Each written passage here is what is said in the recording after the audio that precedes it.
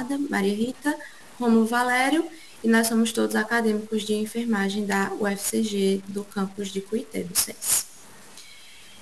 Bom, primeiramente na introdução, eu vou trazer alguns conceitos, primeiramente do climatério, que é justamente o processo de transição, onde a mulher sai da fase reprodutiva para a fase não reprodutiva, devido à ausência de óvulos dela se esgotar, e ocorre essa redução do estrogênio e da progesterona. Essa fase se inicia por volta dos 40 anos de idade.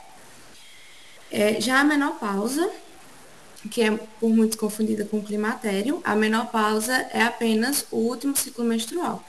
E ele pode ser identificado quando se passam 12 meses de amenorreia, quando a mulher está sem menstruar, por 12 meses. E o climatério, ele é um processo que não é patológico, mas ele traz sintomas que podem ser incômodos e que influenciam diretamente na qualidade de vida da mulher, como os fogachos, que são os calores, aquelas ondas de calor que a mulher sente, oscilações de humor, dores de cabeça, são vários dos sintomas. Como objetivo do trabalho, nós queremos destacar a importância da enfermagem na fase não reprodutiva da mulher, considerando seus aspectos fisiológicos e emocionais. Justamente devido a uma parte da enfermagem, principalmente na atenção primária, que é onde essas mulheres devem chegar, né, que é a porta de entrada do SUS, muitos profissionais da atenção primária não levam em consideração e querem tratar apenas de mulheres que ainda estão na fase reprodutiva. Então, a enfermagem deve esse olhar a essas usuárias do sistema de saúde que não estão mais na fase reprodutiva, elas também precisam ser cuidadas.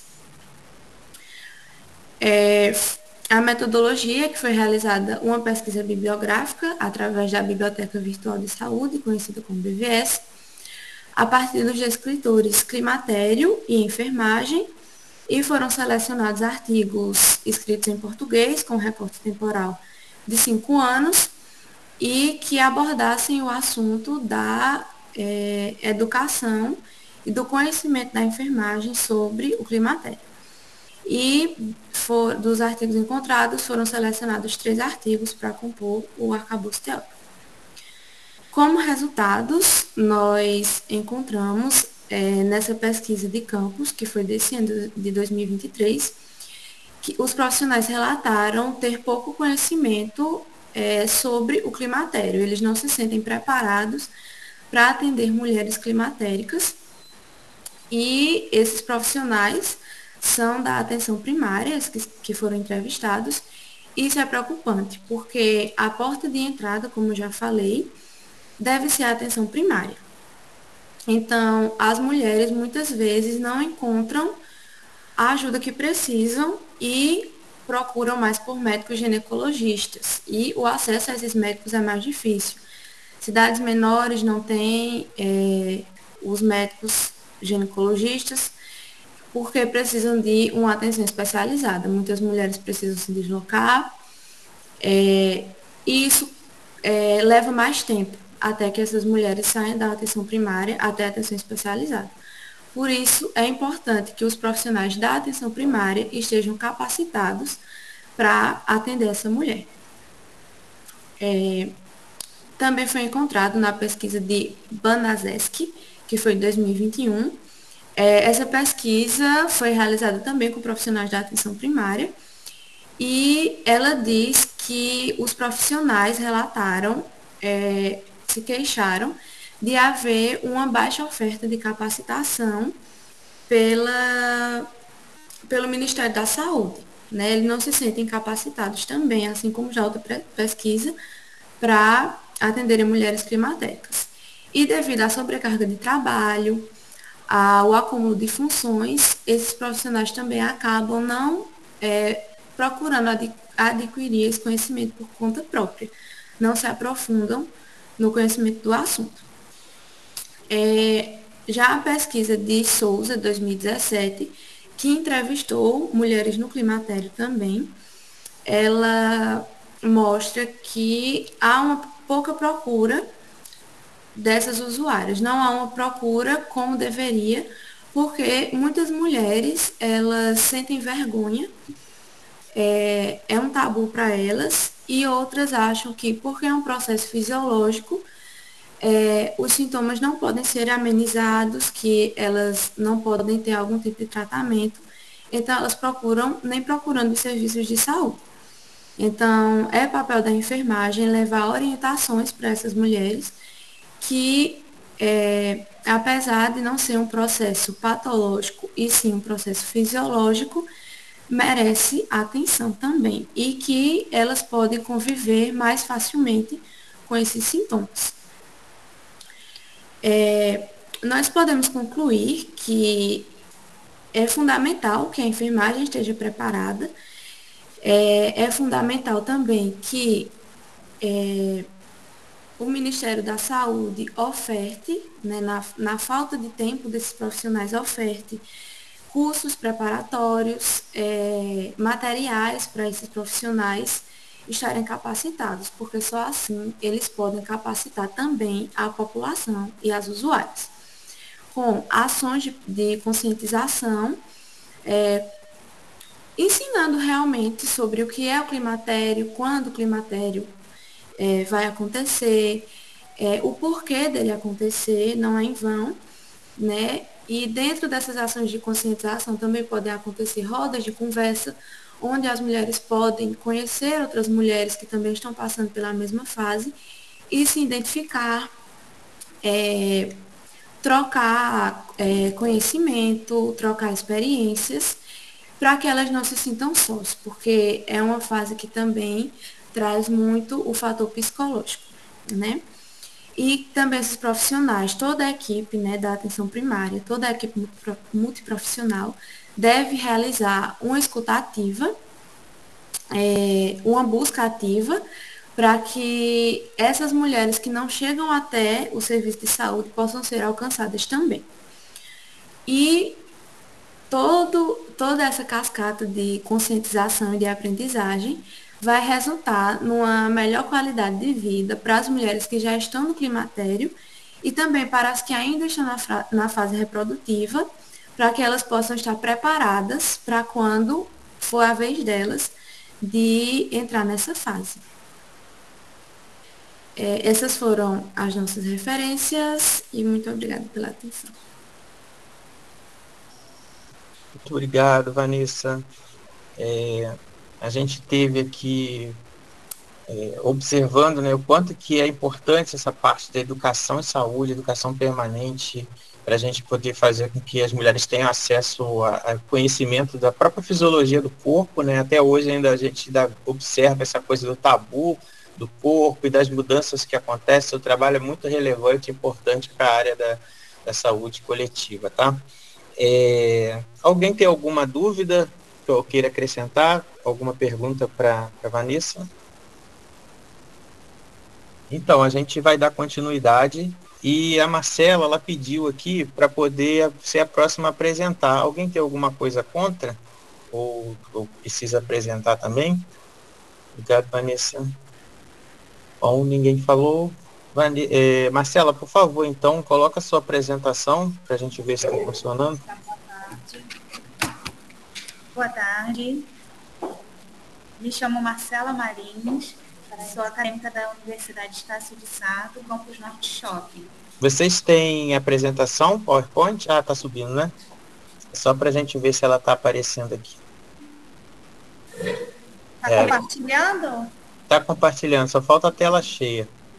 Então pode ficar à vontade, Marcela. Tem 2 minutos para a gente fazer perguntas.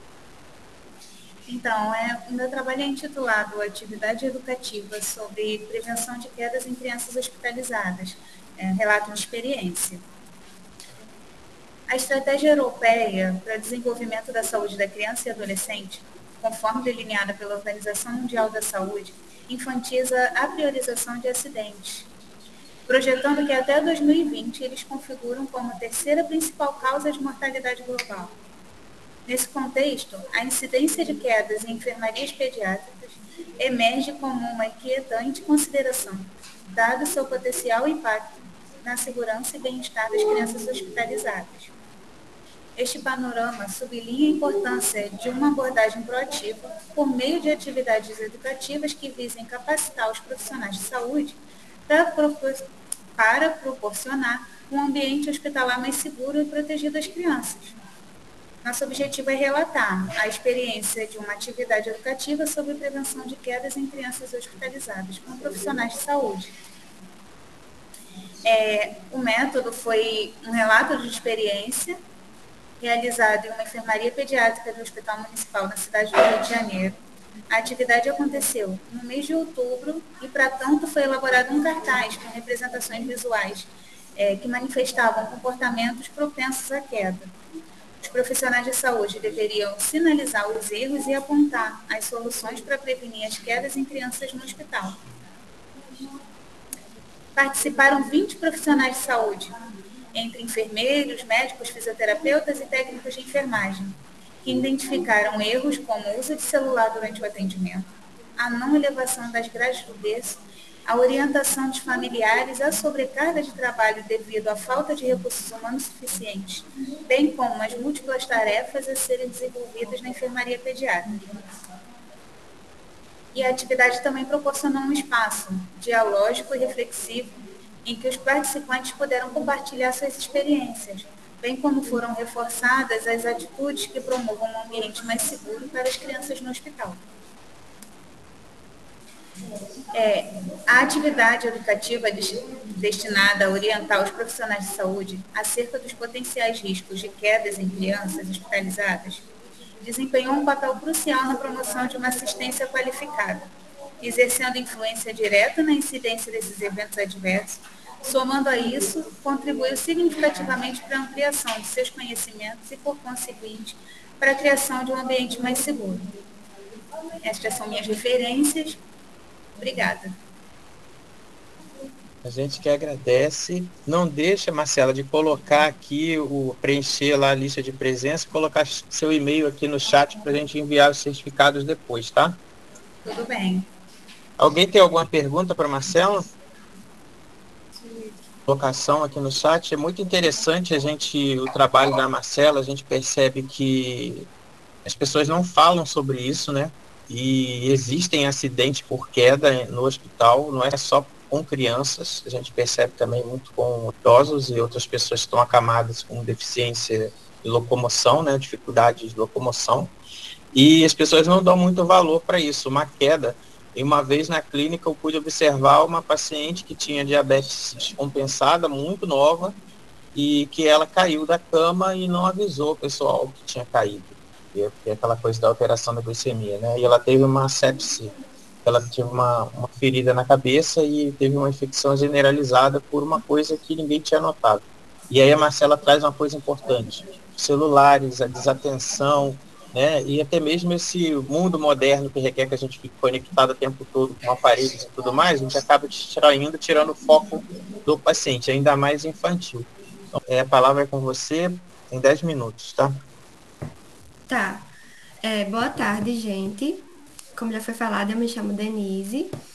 Juntamente com Rômulo, Moisés, Vitória, Ana Jaz e Gerlânia, a gente construiu o resumo que tem por título O papel da enfermagem no ensino de primeiros socorros para profissionais de educação infantil. Nós somos integrantes da Universidade Federal de Campina Grande, especificamente do Centro de Educação e Saúde, que se localiza na cidade de Cuité, no interior da Paraíba.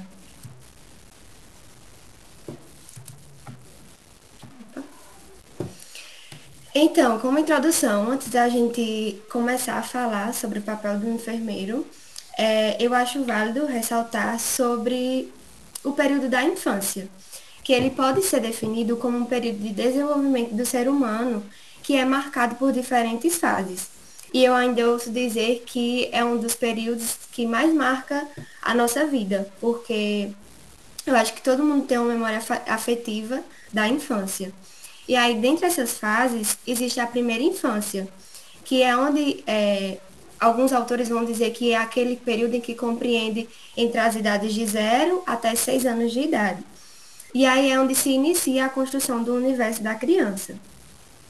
E no que se refere à educação, o ambiente escolar, ele é uma das principais vertentes e um dos principais fatores que contribui para o desenvolvimento da criança, seja esse desenvolvimento cognitivo, emocional ou social, de acordo com o ambiente em que a criança se insere.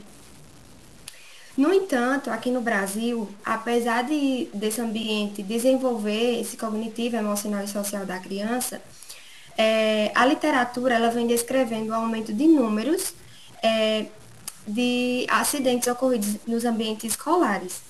E aí, um dos principais sujeitos a vivenciar esses acidentes nesses ambientes escolares são os profissionais de educação infantil. Sobretudo, o professor, o auxiliar do professor, ou também qualquer outro funcionário que vivencia essas circunstâncias. E aí, diante disso, nosso objetivo é analisar a efetiva contribuição que o enfermeiro ele pode trazer quanto ao ensino de primeiros socorros a profissionais de educação infantil. Como método do nosso trabalho, trata-se de uma revisão de literatura, onde teve a abordagem qualitativa. A busca de dados, ela foi através das plataformas Lilacs e Bidenf, que foram acessadas via Biblioteca Virtual de Saúde. Ao todo foram encontrados 6 artigos, de acordo com o cruzamento dos descritores. E aí, esses artigos eles foram passados sob uma filtragem, que são os critérios de inclusão e de exclusão. Como critérios de inclusão, a gente elencou aqueles trabalhos, aquelas obras em que tivesse uma margem de publicação dos últimos 5 anos e que apresentassem também uma familiaridade com aquilo que a gente procurava desenvolver sobre a temática. Sobre os critérios de exclusão, os critérios foram aqueles em que as obras elas ultrapassavam essa margem de publicação dos últimos 5 anos, as obras que não estavam disponíveis na íntegra e que fugiam do tema que a gente procurava. Ao todo, diante dessa filtragem, restou 3 artigos, que foi do nosso interesse e que serviu como embasamento teórico para a nossa produção. Com os resultados, a gente compreendeu que essas ações de primeiros socorros, dentro dessas instituições pré-escolares e escolares, elas são de extrema eficácia, são muito importantes, porque elas auxiliam nos cuidados imediatos à vítima, de forma ágil, de forma mais rápida, e ao mesmo passo em que agiliza todo o processo que a criança enfrenta, no caso se ela sofre um acidente, porque ela não precisa ser levada imediatamente para uma unidade hospitalar para receber a assistência, mas ela pode ser regulada dentro da própria instituição de ensino por esses profissionais que possuem um embasamento teórico e prático sobre os primeiros socorros básicos.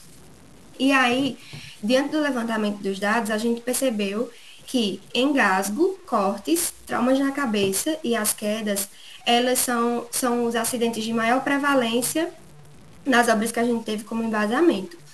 E isso faz com que os profissionais eles se sintam frustrados quando eles não têm esse suporte teórico prático sobre os primeiros socorros, porque eles não sabem como agir. E muitas vezes, na agonia de tentar socorrer, de tentar salvar a vítima, eles acabam tendo uma manipulação errônea ou uma atitude errônea no manejo da criança. E isso faz com que possa prejudicar ainda mais o declínio clínico da criança. E, além disso, por não ter esse suporte sobre primeiros socorros, o profissional ele ainda pode, além de ter essa frustração de não saber como agir, ainda ter também transtornos em relação à escola, porque ele pode ser penalizado, em questão de responder legalmente sobre a responsabilidade da criança, porque como é aquela pessoa que está tendo contato direto com a criança, se torna, naquele momento, o responsável legal, e aí pode ter vários outros transtornos, além da frustração de não saber como agir diante dessas situações.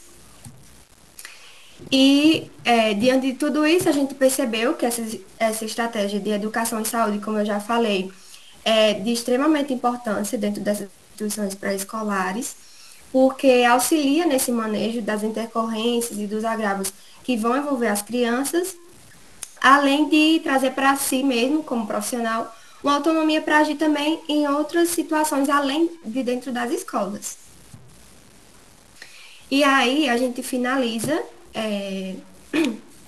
afirmando que essas realizações dessas ações em educação e saúde de primeiros socorros dentro das escolas, elas devem ser feitas com maiores frequências, porque apesar de ser um tema bastante relevante, ele é muito desvalorizado ainda.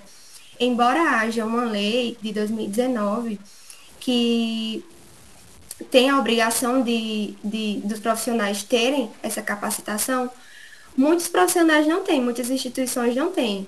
Eu falo isso porque eu moro em cidade do interior aqui e não tem. Minha mãe é professora e ela não sabe como agir diante dessas situações. E além disso, de proporcionar uma autonomia ao profissional da educação, promove também autonomia ao profissional enfermeiro, porque além de abrir o seu espaço, abre também o reconhecimento das pessoas como figura principal e como protagonista. Muito obrigado, Denise. Tem outro slide? Não, né? Esse é o último. Não, Então, não, assim, esse eu é o gostaria último. de falar sobre essa parte, né? Assim, caso alguém tenha alguma pergunta, alguma coisa para fazer, colocação, aqui o pessoal agradecendo aí, falando que o trabalho foi muito bom, palmas. Então, uma coisa importante que a Denise falou é que existe, né, toda essa coisa da necessidade legal e amparo através de políticas para que a gente leve a educação e saúde para dentro da escola. Eu trabalho com isso faz muito tempo, mais de 10 anos já. E vira e mexe, às vezes, parte dos próprios alunos mesmos, perguntando sobre como fazer se um colega engasga. Teve uma vez que uma criança de 7 anos pediu para a gente fazer ali educação em saúde sobre primeiros socorros para eles, porque um coleguinha tinha caído e machucado a cabeça, né, como a Denise falou, os mais comuns, né, cortes, batida de cabeça, engasgo. Então, assim, as crianças, por serem muito agitadas e estar nessa fase da vida, como ela trouxe da primeira infância, de querer conhecer o mundo, desbravar, né, aquele sentimento, sentir o mundo, né, perceber o mundo. Então, ela vai sempre estar ali querendo aproveitar o máximo possível, brincar, correr, gastar energia e estar suscetível a sofrer esse acidente. Os professores, né, os técnicos, eles devem ser capacitados para isso. É muito, muito bom. Então, parabéns, Denise. Obrigada. Vamos agora, a rainha da pediatria aqui, ó, sendo comentado. Vamos para o Tá ok agora? Sim, tá tudo ok. Boa tarde. Vou apresentar o trabalho intitulado Experiências em um Congresso sobre Paliação por Acadêmicos da Saúde. Me chamo Jean Carlos Leite de Andrade e aqui os coautores Claudiane Pereira da Silva, Francileia dos Reis Oliveira, Francisco Antônio da Cruz dos Santos e Tiago José Santos Cardoso.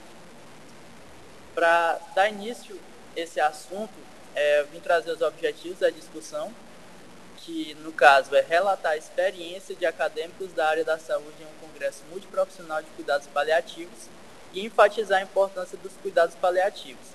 Ou seja, foi realizado um evento cujo ele teve o objetivo principal de mostrar e contribuir com o conhecimento de uma área que não é tão comum, a gente não vê no nosso dia a dia, que é a área dos cuidados paliativos. E uma breve introdução o cuidado paliativo ele é um conjunto de ações para a melhoria da qualidade de vida de indivíduos e familiares com alguma condição crônica, onde não necessariamente está em um processo de fase terminal da vida. Essas ações englobam desde o tratamento da dor de natureza física, assim como também a psicossocial e espiritual. Sabemos que esses pacientes, quando se encontram nessa situação, eles além da sua condição física, né, que vai estar em uma situação um pouco mais afetada, eles também têm vários danos que incluem espiritual, psicológico, e por isso que os cuidados paliativos, eles englobam uma série de profissionais que contribuem para amenizar essa dor que eles sentem. Esse é o principal foco dos cuidados paliativos, que é tornar esse processo menos doloroso e com algumas maneiras de deixar menos pesado, triste a situação. Os pilares do cuidado paliativo. Primeiro, o controle adequado dos sintomas, onde são realizados uma série de procedimentos que entre eles está a utilização de medicamentos, entre outros cuidados que visam mais o bem-estar do paciente. A comunicação eficaz, pois os profissionais eles têm que ter uma boa interação para realizar esse trabalho que já é complexo por si. Apoio aos familiares e cuidadores, porque sabemos que nesse momento não só o paciente está sofrendo, mas como também os cuidadores e os familiares, que eles precisam da atenção e também de apoio psicológico e algum apoio físico que eles estiverem precisando. E por fim, o trabalho em equipe, que, como eu falei, essa equipe de profissionais ela é composta por vários membros, tem oncologistas, tanatólogos, psicólogos, e cada um possui uma grande função nesse papel dos cuidados paliativos. Bom, o tema principal que eu trouxe foi os cuidados que envolvem os cuidados físicos, que no caso eles se preocupam em minimizar a dor e o sofrimento que o paciente vem sentindo.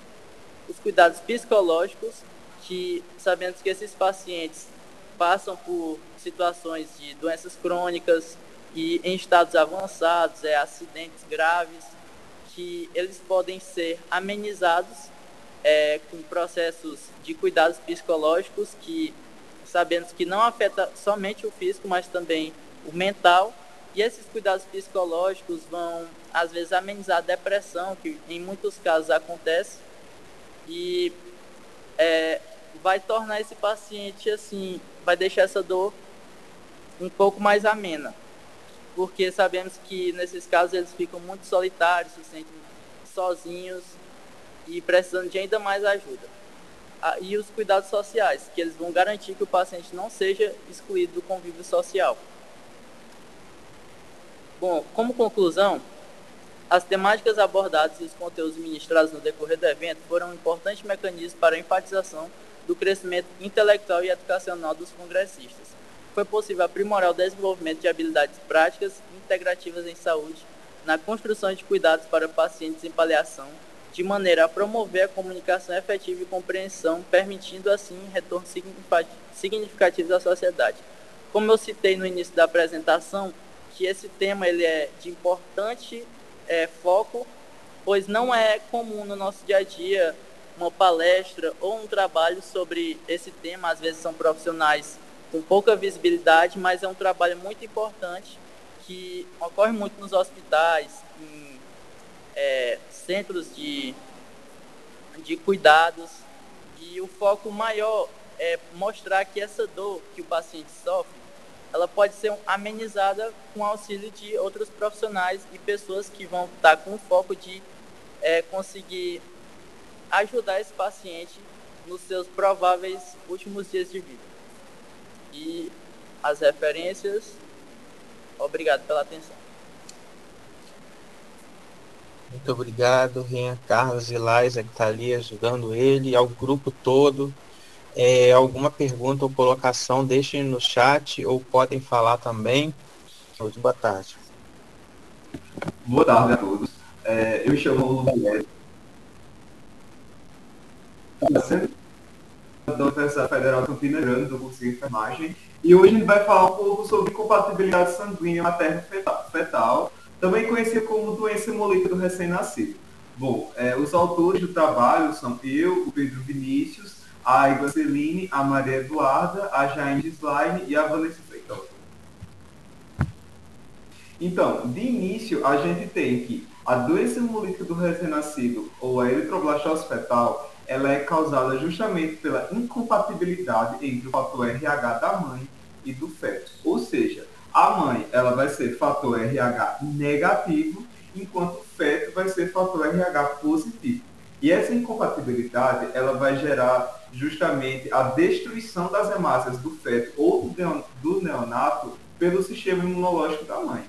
E vale destacar que a destruição dessas hemácias, ela vai levar a uma série de problemas, como a hipóxia, porque como vai ter uma destruição muito grande de hemácias, a medula óssea, ela vai tentar suprir essa falta, mandando células que não estão maduras. Ela vai mandar eritroblastos, por isso que é eritroblastose fetal. Ela vai mandar esses eritroblastos que vão conter núcleo ainda. E a gente sabe que as hemácias, elas são células anucleadas. Então, esses eritroblastos na corrente sanguínea, eles vão ter sua função prejudicada.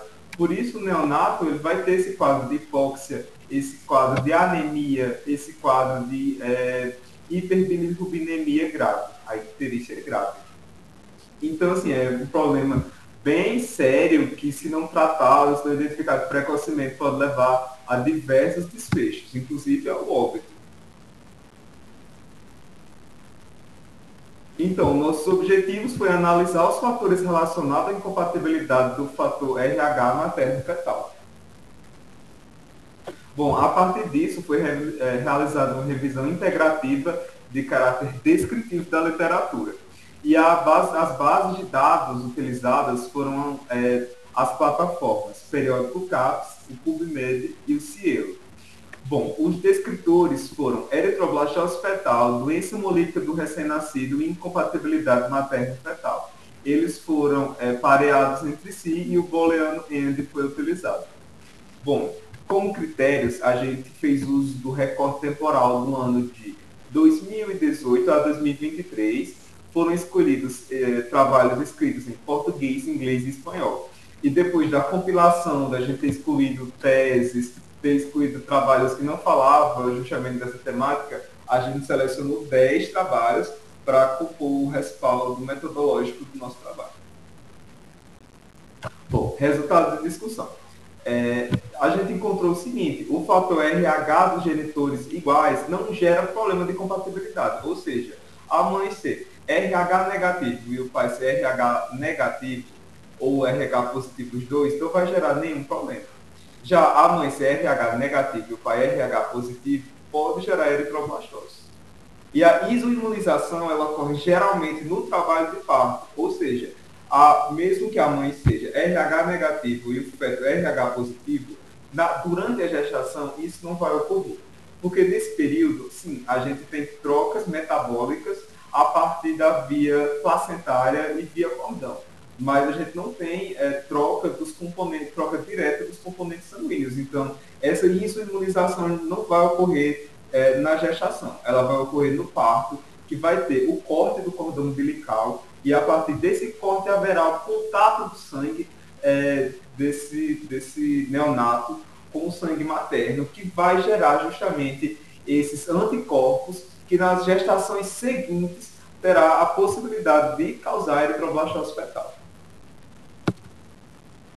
Ou seja, a eritroblastose fetal geralmente ocorre nas gestações posteriores à primeira, porque a mãe vai precisar ser imunizada para depois que ela tenha a capacidade da imunidade dela atacar as hemácias do feto. E vale ressaltar que a literatura traz que a eritroblastose fetal ela pode ocorrer por incoerências no sistema ABO. Só que isso é bem mais raro de se ocorrer e geralmente quando ocorre não traz desfechos tão graves como a eritroblastose relacionada aos fatores RH. E nos casos de incoerência do sistema ABO, a gente tem, por exemplo, uma mãe que é do tipo sanguíneo O e os fetos do tipo sanguíneo A ou B. Só que, como eu já falei, esses casos são mais raros e geralmente eles não trazem muitos riscos. Diante disso, é importante que haja a profilaxia e a identificação do fator RH para evitar essa doença. A profilaxia se dá quando se é identificado que a mãe é RH negativo e o feto é RH positivo, ela vai tomar um soro que vai conter esses anticorpos que justamente não vai gerar eritroblastose fetal. E a identificação do fator RH é muito importante, porque se a gente não souber, a gente vai prestar uma assistência leiga. E o conhecimento sobre a genética, ele é fundamental nisso tudo. Porque, veja, se o fator RH não for solicitado a nível de pré-natal na atenção primária, na atenção básica, que é a porta de entrada da assistência, isso vai passar batido. E se isso passar batido, chega lá na hora do parto. E o bebê tem complicações, tem um monte de coisa, vai gerar um desgaste emocional, fora toda essa problemática, vai gerar isso tudo porque o simples exame não foi solicitado. Então, hoje em dia, que bom que a gente tem isso já implementado dentro do pré-natal, mas é preciso que a gente entenda o que é doença hemolítica do recém-nascido, é preciso que a gente entenda a importância e é preciso que a gente continue buscando conhecimento sobre essa temática, já que ela é uma temática tão pontual, uma temática tão importante para a população. Bom, posteriormente temos algumas referências e obrigado pela atenção de todos.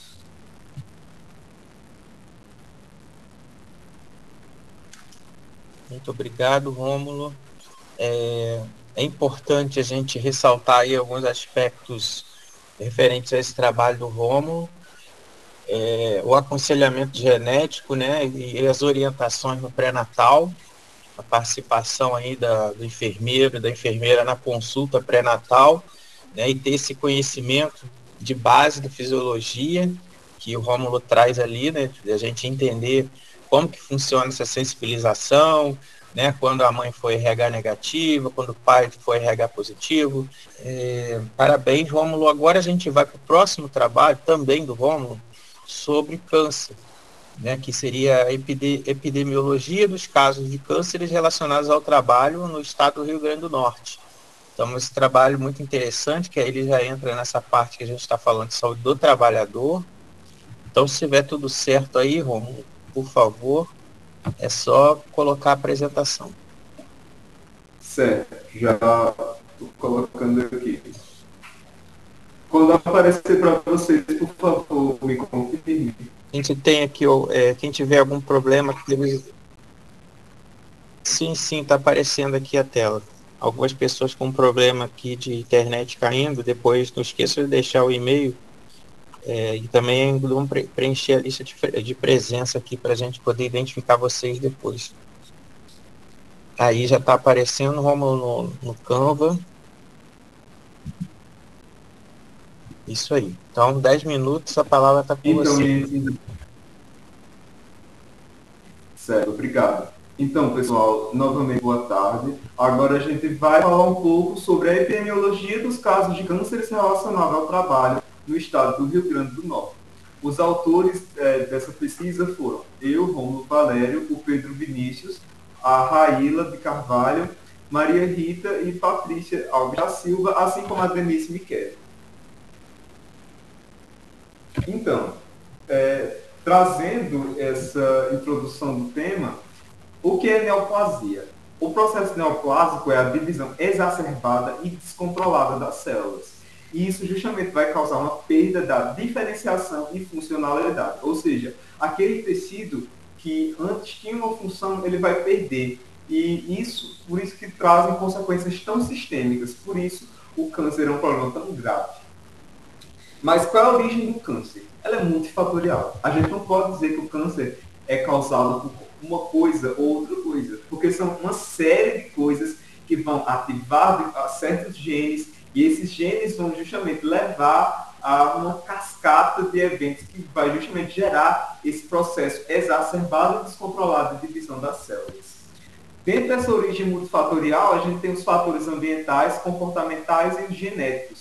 E eu trago para vocês que a literatura fala que os fatores ambientais e comportamentais, eles são os principais causadores dos cânceres. E dentre esses fatores, nós trazemos a exposição de agentes potencialmente carcinogênicos no processo de trabalho. Dentre eles, destacam-se os agrotóxicos. Por que destacar os agrotóxicos? Porque muita gente trabalha fazendo uso desses agrotóxicos e eles são difundidamente usados e às vezes até sem uma fiscalização adequada. E muitas dessas pessoas, elas fazem uso desses produtos sem qualquer EPI, sem qualquer material de segurança. E isso nossa, traz muito problema para a nossa população. É um problema de saúde pública, é uma coisa que a gente tem que estar atento e é uma coisa que a gente tem que mudar. Porque o câncer, ele não traz só consequências no âmbito biológico. O câncer, ele vai trazer consequências naquela família, naquela pessoa, e fora que é um problema que vai causar um alto custo no Sistema Único de Saúde. Então é melhor que a gente previna para que a gente, do que a gente trate.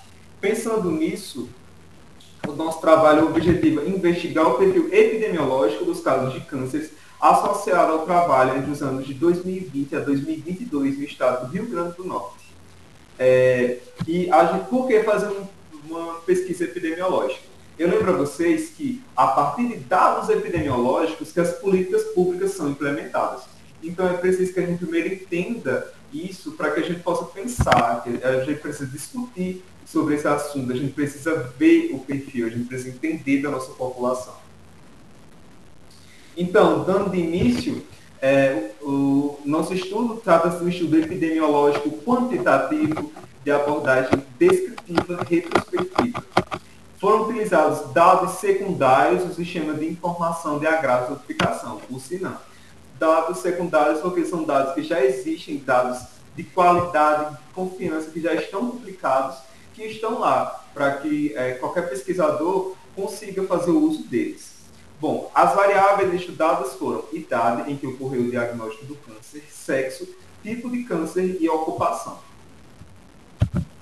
Nisso, nos anos de 2020 a 2022, no estado do Rio Grande do Norte, foram registrados 120 casos de cânceres relacionados ao trabalho. Dentre eles, 78,7% foi na população masculina e 21% na população feminina. Isso acontece por quê? A população que normalmente ela vai trabalhar nesses ambientes que tem essa exposição de agentes carcinogênicos são os homens, em sua maioria dos casos. E a principal faixa etária acometida se encontrava acima dos 30 anos. Por quê? Porque é geralmente a população que está em idade de trabalho. E 48% dessas pessoas acima de 30 anos, ela se encontrava na faixa dos 60 anos. Ou seja, a maioria dos acometidos eram adultos, e desses adultos, a maioria já estava entrando na fase de ser caracterizado como idoso. E por que isso acontece? Justamente esse idoso, potencialmente, ele já teve um maior tempo de exposição a esses fatores carcinogênicos, fora o próprio processo de senescência, que também pode contribuir para essa temática. Dentre os tipos de cânceres mais predominantes, a gente tem que 50% dos casos, ou seja, 60 casos, foram de cânceres de pulmão e brônquios, 12% cânceres de pele e 20% câncer de bexiga.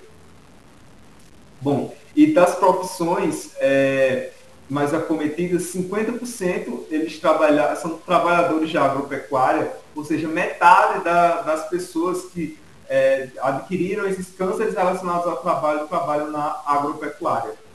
E justamente trabalho na agropecuária com o quê? Com agrotóxicos, que a gente falou que é tão importante. E o estado do Rio Grande do Norte, ele se situa justamente na região do Nordeste, uma região que a gente tem uma agricultura familiar bem forte e é uma região onde tem uma área rural bem grande, ou seja, potencialmente uma maior exposição desses trabalhadores a esses agentes carcinogênicos. E a segunda profissão mais predominante são os pedreiros, justamente porque eles têm uma maior exposição a esses outros fatores. Bom, a exposição de agentes oncogênicos é fator de risco para o desenvolvimento de diversas neoplasias. Além disso, contato com agrotóxicos por agropecuários, que foi justamente isso que a gente identificou.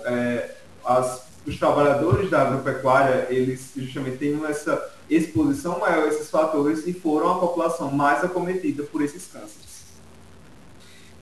Diante disso, a gente identificou o seguinte: a população mais acometida por neoplasias relacionadas ao processo de trabalho são homens com idade superior a 30 anos, sendo a população idosa mais acometida. Os tipos de cânceres mais prevalentes foram de brônquios, pulmão, bexiga e pele.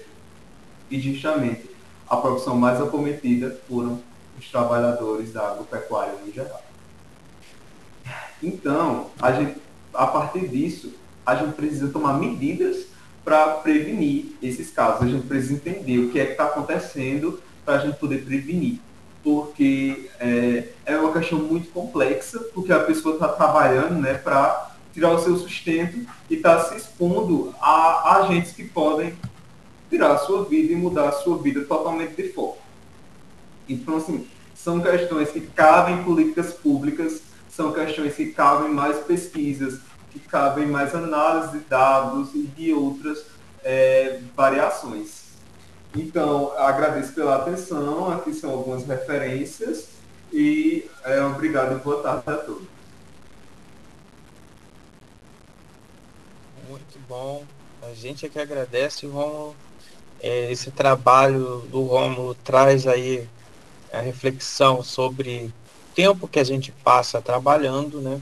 Depois da Revolução Industrial, a gente percebe que permanecemos muito mais tempo trabalhando e com isso expostos às coisas, né, as intempéries, as características que o trabalho exige. Então, por exemplo, como ele coloca, quem trabalha na agricultura vai se expor a agrotóxico ao longo dos anos. Então, por exemplo, a apresentação de ontem, da abertura, a professora Liliane fala sobre isso, o expossoma, o acúmulo, a sinergia de fatores que pode levar ao câncer.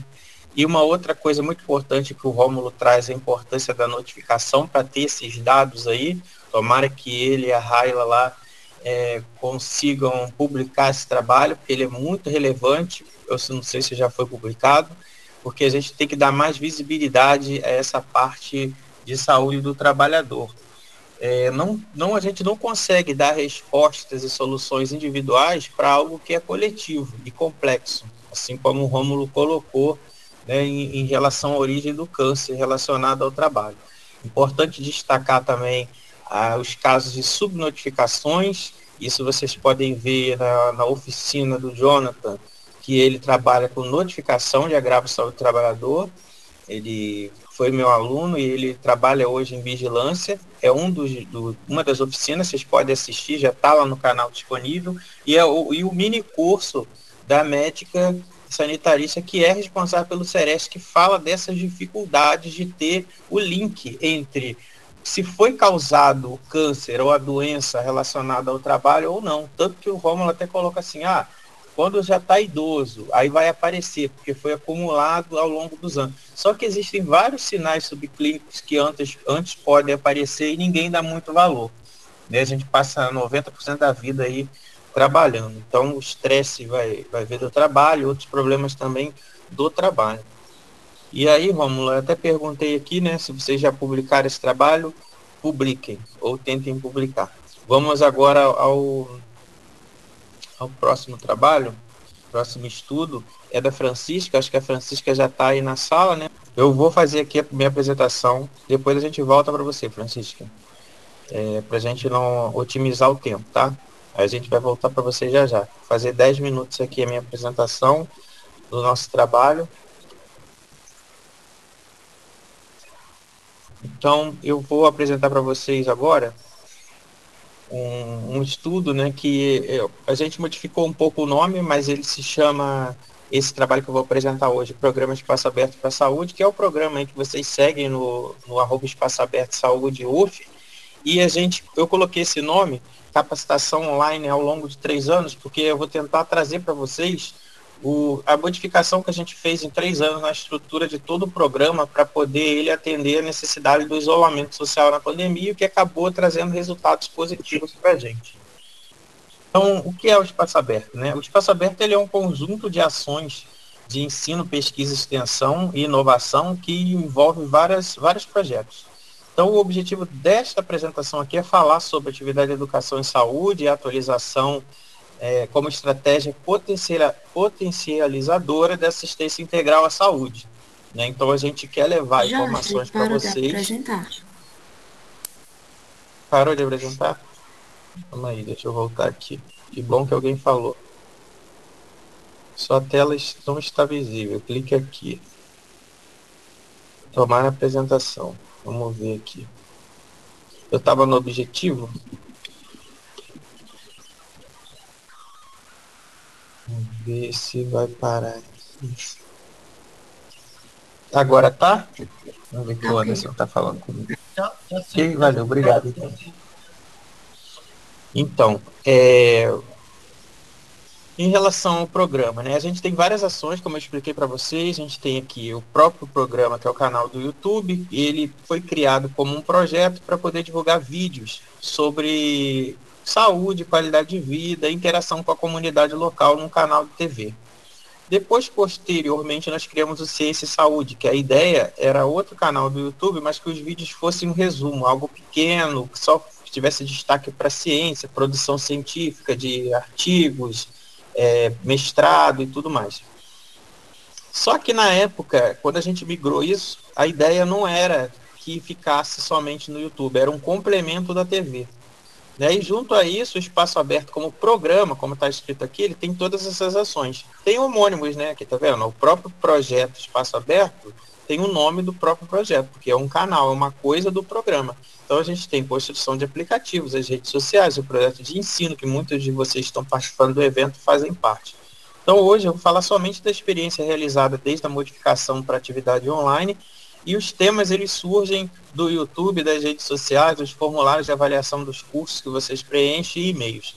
Então a gente publica todas as coisas na internet, divulgamos os minicursos, as oficinas, as palestras, disponibilizamos essas atividades periodicamente online, por eventos também. Esses eventos podem ser eventos grandes, igual o CNSAT que está acontecendo agora, como eventos pontuais, né? Seria uma palestra em um dia. A gente tem colaboradores de várias instituições pelo Brasil, né?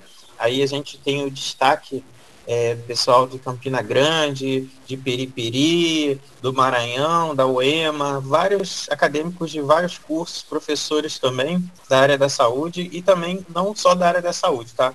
Esses palpites, informações, dicas de vocês também a gente colhe nas redes sociais. E a gente tem um canal de Espaço Aberto e Ciência e Saúde. Essa é a logo do Ciência e Saúde, que tem como acessar o canal, que vocês já devem ter visto alguma vez. A gente tem aqui que o projeto ele leva essas informações baseadas em critério científico para a comunidade, né, onde a gente tenta marcar o campo da comunidade acadêmica, demonstrando que a gente está ali para ajudar, para levar essas informações e interagir com a comunidade. E nesse ano até agora, só nesse 2022 a 2023, a gente publicou 29 vídeos no Ciência e Saúde. Não está contando aqui com o Espaço Aberto. O Espaço Aberto teve também bastante vídeo. Primeiro eu estou falando só de Ciência e Saúde. Então conta com profissionais de saúde, professores, acadêmicos de vários cursos, né? Aí com destaque para cursos que às vezes as pessoas acham diferente, como cinema, produção social, produção cultural, jornalismo. Esse ano a gente tem um de design que entrou e está ajudando a gente a fazer os banners, ciência da computação por causa da programação. Então esse aqui é o canal Ciência e Saúde, o total de vídeos, 125 vídeos, aproximadamente 1.500 inscritos, atingiu a marca de 128 mil visualizações, esses dados são de outubro de 2023, e ali, se vocês perceberem, a gente coloca também as atividades que a gente faz nas escolas de educação e saúde, que são esses que faz parte do Por Que Será, projeto que faz parte do Espaço Aberto, e as campanhas ou palestras, mini cursos individuais. Então a gente põe aqui com essa ideia de que ele seja algo curto, mas nem sempre isso acontece, né? Por exemplo, uma palestra pode durar 50 minutos, mas é uma temática que a população quis, então a gente coloca ali. Então tem várias atividades que às vezes os pensadores, né, os integrantes do PENSO, que é o projeto de ensino e extensão saúde na universidade, trazem e a gente coloca. Então, por exemplo, risco de automedicação foi um tema que trouxeram. Criança com autismo foi também, se não me engano, a Raila que trouxe, lá de Campina Grande. Então vai trazendo assim as ideias de palestra que a gente vai colocando aqui. Aqui, a título de curiosidade, o vídeo mais assistido nosso é o da sífilis, que tem 36 mil visualizações nesse canal, seguido de Política Nacional de Promoção da Saúde e Política Nacional de Saúde do Trabalhador. Já falando do Espaço Aberto, ele já é um canal maior, ele tem mais tempo também. Aí a gente fica oscilando, passa de 4.000 inscritos, depois cai. Tem 184 vídeos no total. Aqui já está o vídeo de ontem, ó, da abertura do Senesat. E todos os vídeos que vocês podem ter acesso aí de graça de todas as palestras e mini cursos, né, sem nenhum tipo de custo para ninguém, que o negócio é levar a informação para a população. E aqui vem mostrando aqui todos os outros que eu comentei para vocês, que seria interessante assistir, ó, da vigilância epidemiológica, assistir também o anterior que eu tinha falado sobre esse daqui, ó, do mini curso Como Funciona o Sereste. Essas informações são muito interessantes quando você pode escolher assistir os vídeos na sequência, tá? Aqui veio falando dos nossos produtos também que a gente faz no projeto, as palestras que eu faço. Aqui já tem um outro evento também, uma semana da enfermagem, que os alunos da enfermagem pediram para fazer. Vários temas, ó, que vocês, acadêmicos, estudantes pedem. Inclusive tem uns que chamam muita atenção. Ó. Uma ex-aluna minha fez uma oficina de administração de quimioterapia com 171 visualizações, isso é muita coisa. E aí os nossos vídeos mais assistidos são colostomia, papaína em ferida, massoterapia, acreditação hospitalar, então vai nessa sequência aí. Então as inscrições dos eventos, a gente teve em média 150 inscrições, o processo é realizado com apoio de bolsistas e voluntários, os seguidores vão oscilando, como eu falei para vocês, os cursos são alocados nesse canal, temos alunos de PIBIC, PIBIT, né, que é iniciação tecnológica, de extensão. A gente fez um artigo só sobre ciência e saúde, falando dos vídeos e a capacitação online, que é o que vocês estão fazendo agora, participando desse evento também. Aí esse artigo, ele mostra e traz todos os acessos, quantas pessoas veem, e aqui a gente mostra como que o nosso projeto, ele abrange participantes pelo Brasil todo, né? O Acre, Pará, e assim vai. A gente tem isoladamente algumas pessoas do Paraguai e também em Portugal. A gente enfatiza que essa troca de conhecimento ela é importante para a gente saber, né, divulgar esse conhecimento em várias áreas do saber aqui no Brasil e também em pessoas interessadas que são leigas, mas que querem aprender. A gente tenta ser o mais simples e direto, né? Aí a pessoa ela tem como acessar conteúdo sobre saúde, cidadania e direitos humanos com foco na promoção da saúde. Essa iniciativa tem variados produtos, com destaque para vídeos, né? o nosso Instagram, palestras, banners, e aqui tem algumas das referências, e terminando com as capas dos nossos canais. Então agradeço a vocês a atenção e vou parar aqui minha apresentação. Não sei se foi em 10 minutos, mas agora vamos tentar, Francisca. Então, muito obrigado, gente. Se tiver pergunta, é só deixar aí. Cadê a Francisca? Ela tá na sala? Não. Oi, então sim, deu certo? Valeu, Pedro, obrigado. Parabéns pra gente. Aí o Francisco tá aqui, é do grupo, o Gabriel também é do grupo. Olá, boa tarde. Meu nome é Francisca Fabiana. Sou graduanda de enfermagem da Faculdade Estácio Terezinha. Eu e os demais autores construímos um trabalho titulado como Covid-19 e a gestação, principais desafios enfrentados por mulheres grávidas com o diagnóstico da doença. Dando prosseguimento, o vírus da Covid foi responsável por uma pandemia que trouxe preocupações e desafios a nível mundial. Com isso, podemos perceber limitações e vulnerabilidades que a doença salientou. Foram inúmeros desafios que, quando olhados separadamente por grupos, os das gestantes, uma que teve grande atenção, pois ainda não eram desconhecidos os possíveis efeitos do vírus para a mãe e o bebê. O objetivo desse trabalho foi identificar, por meio das evidências científicas, os principais desafios enfrentados por mulheres grávidas com diagnóstico de Covid-19. Esse trabalho foi construído por meio de uma revisão integrativa de literatura, por meio de trabalhos já publicados, de caráter descritivo, para descrever os principais pontos observados nas evidências, e que foi realizado em outubro de 2023. A coleta de informações ocorreu na BVS, na Medline, na Lilix, na BDF e Cielo. Para a realização dessa pesquisa foram utilizados descritores em ciência e saúde, que tem como função auxiliar a pesquisa dentro das bases de dados. E teve como descritores gravidez, Covid-19, manejo clínico, por meio do uso do operador booleano int, que tem como função associar os descritores em ciência e saúde. Para a legibilidade dos artigos, os critérios inclusivos focaram-se em trabalhos originais, sem recorte temporal, sem restrição de idiomas exclusivos, trabalhos que não se enquadraram nos critérios de elegibilidade, e os trabalhos selecionados para o estudo foram 10. A partir dessa pesquisa, tivemos o seguinte resultado. A partir disso, foram analisados nas seguintes categorias: principais sintomas da Covid-19 em gestantes, principais medidas assistenciais adotadas ao tratamento da Covid-19 em gestantes, desfechos da Covid-19 em mulheres diagnosticadas com a doença. Para isso, boa parte dos estudos abordam a questão das transformações que o ciclo gravídico por si já provoca na mulher, assim como as sensações decorrentes ou potencializadas pela Covid-19, bem como abordam a necessidade de adoção de protocolos e estratégias de proteção e prevenção, tanto em relação ao contágio do vírus, assim como possíveis consequências fisiológicas, físicas e psicológicas na gestante.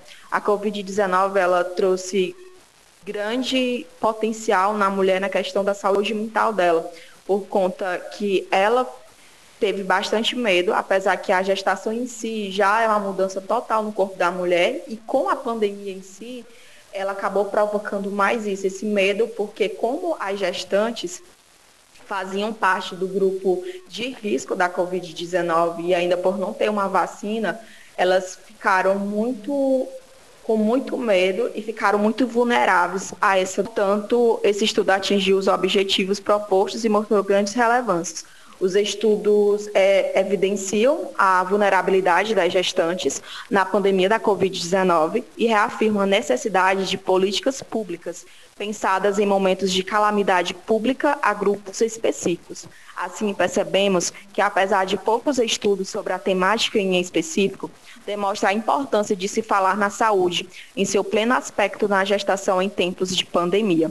Dessa forma, esperamos que esse trabalho sirva de pontapé para maiores discussões sobre essa temática tão importante, ainda que a pandemia já teve seu fim decretado, pois os efeitos desencadeados podem ter deixado inúmeras marcas na vida de quem gestou em épocas de pandemia. Aqui são as minhas referências.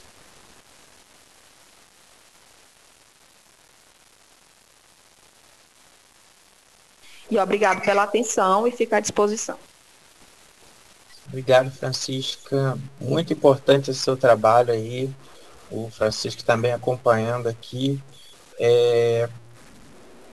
O próximo o Anderson vai tentar compartilhar, que o Francisco enviou para a gente. Então, de repente, a gente... Oi. Posso apresentar o outro meu? É porque aqui a internet está ruim, porque eu estou na UBS e aqui tem... Já choveu aqui está um preparo muito grande de chuva. Ele ia apresentar para você. Ah, ele ia apresentar? Aham. Aí o Anderson já está tudo pronto aí, Anderson. Que aí você projeta, enquanto eu vou fazendo aqui uns comentários. Tá, ok. O Anderson já começou aqui a apresentar. Eu vou colar aqui no grupo, vou deixar para vocês um aplicativo que a gente fez sobre nuvem mental, que ele fala de sequelas, consequências da Covid tardia. E isso pode acontecer porque algumas pessoas elas ficaram um tempão com um vírus ali, e esse vírus acabou afetando o sistema neurológico de uma forma que a gente sabe que o sistema neurológico ele demora para se recuperar. Então, algumas pessoas tiveram sequelas. A gente fez um aplicativo que ele identifica sinais e sintomas. o brain fog, nuvem mental. E aí, Anderson, já coloca aí o slide, né, em tela cheia, por favor. Eu acho que é em apresentação, em algum lugar, é ali mesmo. Agora, Francisca, você pode ir falando aí, o Anderson vai passando para você. Parabéns pelo trabalho aí, é importante a gente ainda falar sobre a Covid. Tá, obrigada. Posso continuar, né? Posso falar? Pode ficar à vontade. Boa tarde, meu nome é Francisca Fabiana, graduanda de enfermagem da Faculdade Tasso Teresina. E agora apresentando mais uma vez outro trabalho. Eu e os demais autores construímos um trabalho titulado... deixa eu só voltar bem para o título do trabalho. Tá ouvindo? Ela pediu, Anderson, para voltar ao slide do título do trabalho. É a aplicabilidade da lesioterapia em um tratamento de fissuras mamilares em lactantes. Agora sim. Dando prosseguimento, a amamentação promove inúmeros benefícios para a saúde materna e infantil. Apesar de ser tão importante a amamentação, exclusiva nos primeiros meses de vida do bebê, essa enfrenta diversas barreiras, levando muitas vezes à interrupção do processo provocados por dores ou até mesmo fissuras. Nesse sentido, a literatura orienta muitas alternativas, entre elas a lesioterapia. O objetivo do nosso trabalho foi descrever, com base em evidências científicas, a aplicabilidade do tratamento de fissuras mamilares com o uso da lesioterapia. Esse trabalho foi construído por meio de uma revisão integrativa de literatura, por meio de trabalhos já publicados. Os estudos acerca do uso da lesioterapia como tratamento não farmacológico em fissuras mamilares. A coleta das informações ocorreu através da BVS, da Medline, da Lilix, da BDENF e da Cielo. Para a pesquisa foram utilizados os descritores em saúde, que tem como função auxiliar a pesquisa dentro das bases de dados. E a gente usou os descritores fissuras, traumas mamilares e amamentação e lesioterapia, separados por operadores booleanos do END, que auxilia como função associar os descritores em ciência e saúde. Os critérios de inclusão foram trabalhos completos disponíveis gratuitamente na íntegra, publicados entre 2018 a 2023, disponibilizados nos idiomas de português, inglês e espanhol. Não foram incluídos artigos duplicados e aqueles que não se enquadravam na proposta metodológica da pesquisa. A partir disso, construiu-se a seguinte pergunta norteadora com base na estratégia PICO. Qual a aplicabilidade da lesioterapia no tratamento de fissura mamilar em lactantes? Foram encontrados 54 estudos que, após a aplicação dos critérios de elegibilidade, tivemos um total amostral de 10 artigos. A partir da pesquisa, tivemos o seguinte resultado. Dos trabalhos selecionados, 70% foram publicados no ano de 2021 e 50% eram revisões integrativas. Os estudos apontam para diversos fatores que podem desencadear o trauma mamilar, como, por exemplo, engurgitamento mamário, pega e posicionamentos incorretos, falta de habilidade materna no ato de amamentar e até mesmo a própria anatomia dos mamilos. A literatura estudada afirma a eficácia do uso da lesioterapia em casos de tratamento de fissuras mamilares como tratamento aplicável e eficaz. Dessa forma, por ser um tratamento não farmacológico, traz diversos benefícios à paciente, tanto no alívio da dor e inflamação, como este processo resulta em benefícios terapêuticos, promovendo a imunomodulação, a cicatrização de feridas e a regeneração tecidual. Por fim, a aplicabilidade desse tratamento, as evidências afirmam ser resolutivo e um tempo hábil, beneficiando não só a resolução das queixas, como também na efetivação do processo de amamentação, como atividade prazerosa e satisfatória para os lactantes. Assim, a lesioterapia possui propriedades analgésicas e anti-inflamatórias que auxiliam na recuperação tecidual, promovendo o tratamento de traumas mamilares. Só que o uso da laserterapia, vale ressaltar que ele não ainda é usado em maternidades públicas. A gente vê mais em clínicas particulares que são acompanhadas pela gestante, né? Porque ainda é um uso que nem todo mundo usa por conta da questão, às vezes, financeira mesmo. E quando a mulher tem essa oportunidade de usar o tratamento da laserterapia, dá uma recuperação no mamilo dela e ajuda a ela a amamentar exclusivamente o bebê, porque a gente sabe que o processo de amamentação é um processo doloroso, tanto para a mulher como para o bebê, porque está naquela questão de pegar a pega do mamilo e não consegue. E muitas vezes falta essa questão de orientação ainda. Portanto, esse estudo atingiu seus objetivos propostos e mostrou grande relevância. Portanto, diante do exposto, é possível afirmar que o estudo atingiu seus objetivos propostos e mostrou relevância tanto científica como social e que no concerne a temática. Dessa forma, é evidente a importância do diálogo acerca das diversas terapias que podem auxiliar nas práticas assistenciais em saúde, como é o caso da laserterapia como um tratamento não farmacológico que possui diversos benefícios terapêuticos. Assim, espera-se que esse estudo contribua para novas discussões do tema e proporcione subsídios para as práticas assistenciais materno e infantil. Desde já, aqui as minhas referências e obrigado pela atenção de todos. Enviei para vocês o certificado já na pasta. Eu aqui deixo a sequência de trabalhos que está lá disponível no nosso Linktree/Sembraço para vocês.